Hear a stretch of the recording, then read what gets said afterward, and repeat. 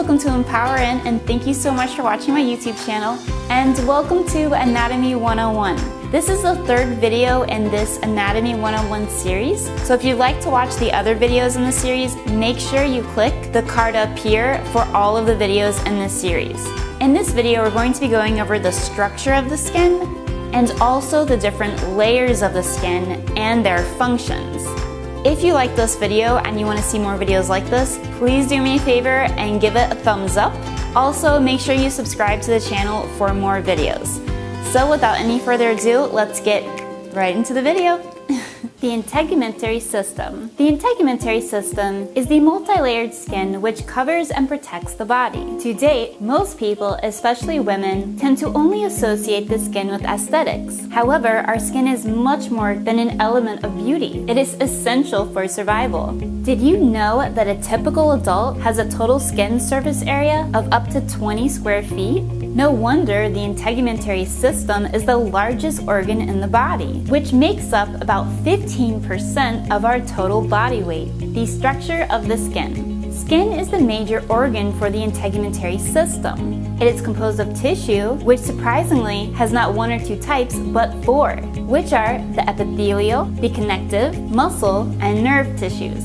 The epithelial tissue is involved in the covering of the surfaces, while the connective tissue provides protection and support. Deep into its functions, the muscle tissues make the movements possible, and the nerve tissues connect the skin to the body's communication network. The general idea seems vague at this point, but don't worry, everything will be clear later as we discuss how the skin cooperates with the other organ systems. For now, let's familiarize ourselves with the structure of the integumentary system. The epidermis. The epidermis is the outermost layer of the skin. The epidermis can be up to 30 cells thick and is composed of epithelial tissues. Hold a regular textbook and feel one page. That's approximately how thick the epidermis layer is, but it still depends on the site. For instance, the soles of our feet typically have a thicker epidermis. While the thickness doesn't seem like much, the epidermis plays a major role in protection because of the keratin, which is a type of protein that can be found on this top layer. This keratin has the ability to waterproof the skin and protect the layers below it. Now you know that humans are truly waterproof. Another great thing about the epidermis is that it isn't just supplied with blood, it is the only nourishment by which blood vessels can be found in the second layer, which is called the dermis. This is the reason why we have dead skin cells at the very top of the dermis. Don't worry though, we tend to shut off those dead skin cells and replace them with new ones every 3 to 5 weeks. The color of your skin is also associated with the epidermis. This is because melanocytes, which are the cells that produce melanin, can be found on this layer. Melanin protects us from harmful UV rays, and the more melanin you have, the darker your skin color will be.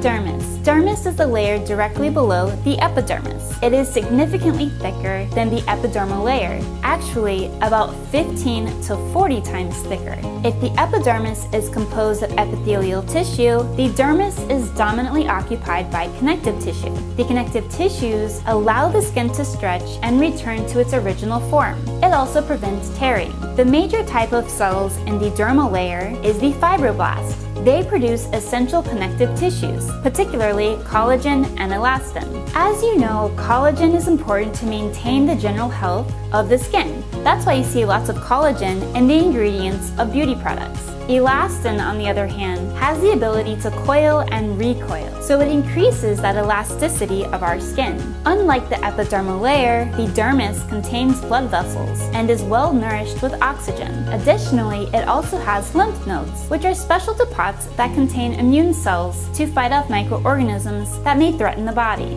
Since the dermis is the thickest layer, it can house more structures like sweat glands, sebaceous or oil glands, hair follicles, muscle fibers, and nerve tissues. The subcutaneous layer. The subcutaneous layer is the innermost layer of the skin. This layer contains the fats which protect us from physical trauma. It also helps us to maintain our body temperature, especially when it's cold. As we age, the subcutaneous tissue deteriorates, causing sagging of the skin and wrinkles. Now that we have the foundations of the structure of the skin, it's time to discuss the integumentary system's involvement with the other organ systems. Please understand that as we discuss the interrelation of the skin with the other organs, the physiology of the integumentary system will also be tackled. Alright guys, I really hope you liked that video going over the integumentary system. Make sure you stay tuned because in the next video that will be published shortly, we're going to go over the skin or the integumentary system and all the other organ systems and how it relates.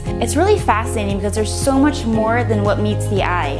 Our bodies are so amazing and complex, and that's partly why I wanted to do this series for you, because I was just so fascinated when I was taking anatomy. But unfortunately, because of the overload of information, it's sort of hard to get to that point sometimes because you're just overwhelmed and inundated with material.